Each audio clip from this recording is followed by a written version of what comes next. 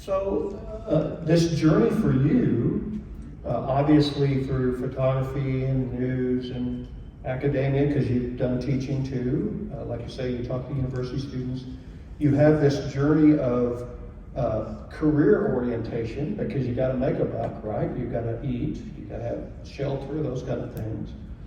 But for you, this journey also brought you into your spiritual journey.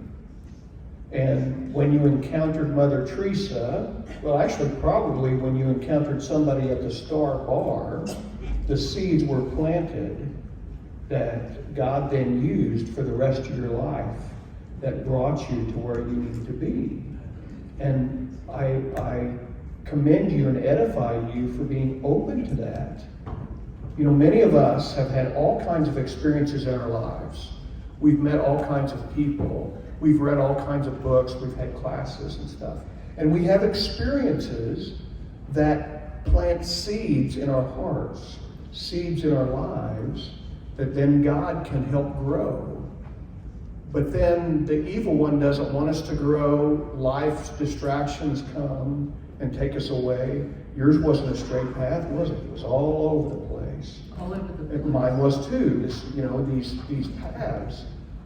But when we encounter love, when we encounter Christ, as you encountered through Mother Teresa, and you encountered before in different ways, but in a very unique way then, in a way that was now fertilizer on the seed that was already planted. And then that grew from there. And you felt called. She invited you, come and see. God invites us too to come and see all the time. Come and see what's going on in our family, what's going on in our coworkers, what's happening. You know, I preach about this a lot, right?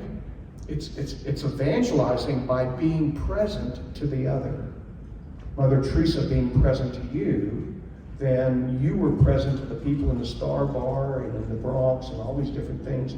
And all this works together then to be an instrument of God's mercy into the world.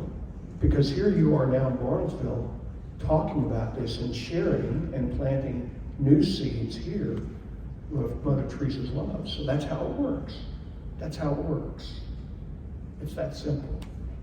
Can you just share, like we had dinner last night, and it was like a 3-hour dinner, right? And it was wonderful. It was so inspiring. Father John is so inspiring. And I would love you to share what you shared last night about Jesus. His whole journey was about the journey to the cross. So, and I've preached about it some, Jesus knew the ultimate goal. Salvation of our souls. Dying for our sins. That's the path he was on, always. But while he was on the path, every encounter mattered. And I use the term radical availability, radical attention. When he met the 10 lepers, like you said, she didn't say you got 10 minutes. Jesus doesn't say you got 10 minutes. What do you need? And he heals them. And then one comes back and says, thank you. And then he finds a man born blind, and he does the same thing. Radical attention. He's radically available for that person, like Mother Teresa was for you in that moment. It's the same story. And if you want to learn about how to be a saint, that's it. Being radically available to whoever you're encountering.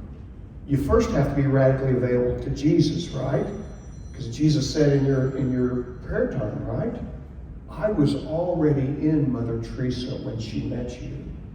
That to me, that I knew then when, I saw him. It's like he became visible in the cross. And I've been praying for years and years to have that visual of Jesus in my life. And it happened like in an instant. And when he said, I was already in her and she was already in me, it's like, so I really feel like I caught the best in her. You know, I caught her before she went to heaven. So heaven was already inside her. Absolutely. And John Paul II says, heaven and hell are a state of mind. We're living our heaven, we're living our hell now. But it's in that radical availability and that radical attention that we can give to our kids, to our parents, to our siblings, to our coworkers, to somebody on the phone, to the person in line at the grocery store. It doesn't matter. That's the encounter of Christ. And here in Bartlesville, we're so blessed because we have so many places where it can play out. We're going to talk more about Mother Teresa, but the reality of Mother Teresa meeting Christ in every person she pulled out of a ditch, or every baby she saved for a few moments because their parents had passed, or every person that she brought into her home for the dying, or whatever the situation is, right? She saw Christ in them.